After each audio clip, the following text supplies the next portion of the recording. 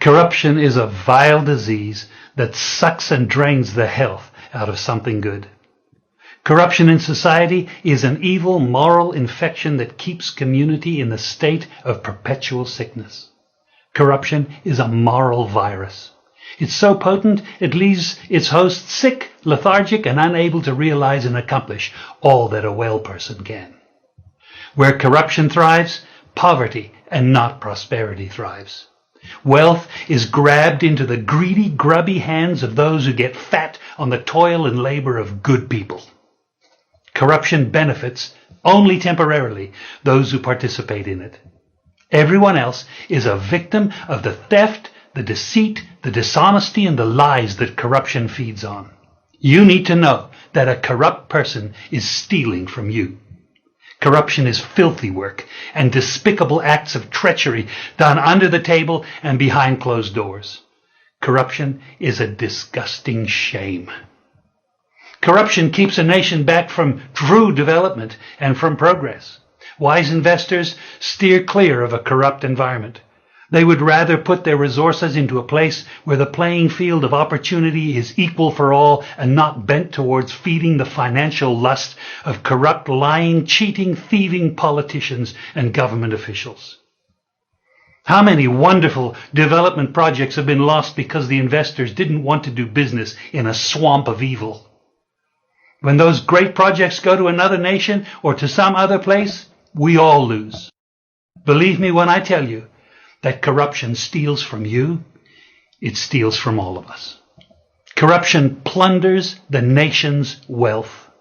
Corrupt people compromise on truth, equity, and fairness, choosing instead to feed off the short-term benefits of crookedness, exploitation, and financial perversion. Corruption is not just a personal matter. It's a culture.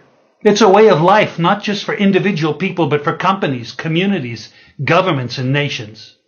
Corrupt nations, hiding behind large companies, will seek to invest in other weak nations in order to take over the assets of the nation that they've invested into. They will provide financial loans to a nation for the much needed infrastructure, and they will do it with assets that they provide. They will sign contracts by lining the pockets of rotten government officials who participate in this kind of corruption and are then held hostage by their own deceit and greed.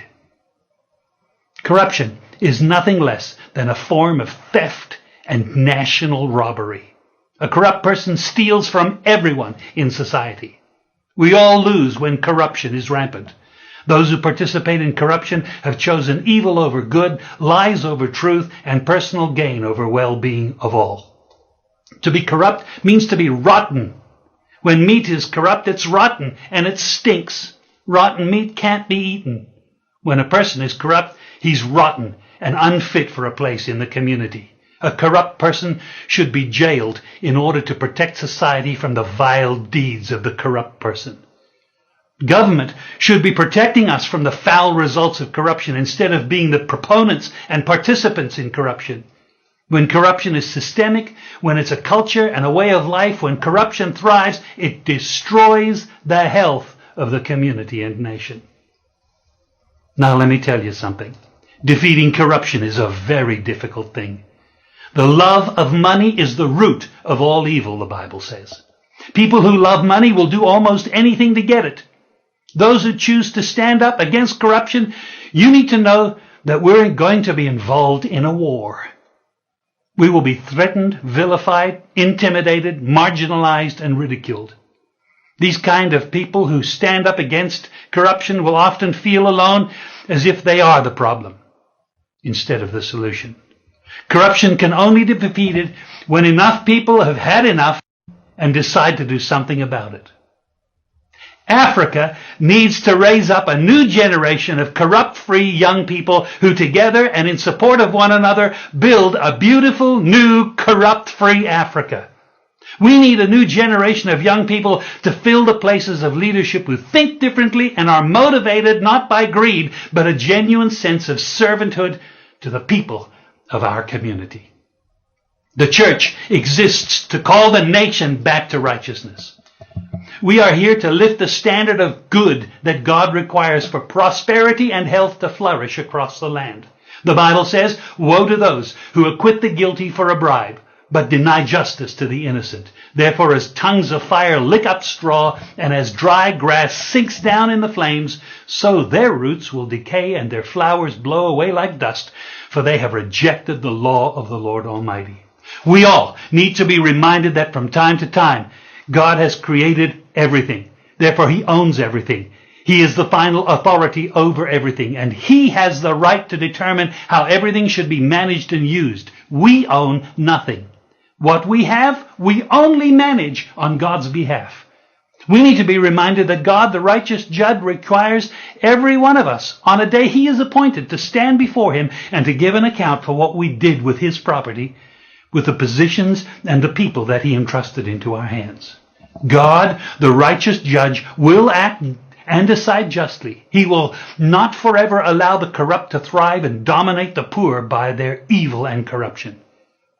Oh, young Ugandan, you who hold the future of this nation in your hand, the most important message that I can give you today in this anti-corruption week is this: never pay a bribe and never demand one. I've had the honor of living in Uganda for almost 40 years. I came here to preach the good news about Jesus and to call this nation back to God and to godliness.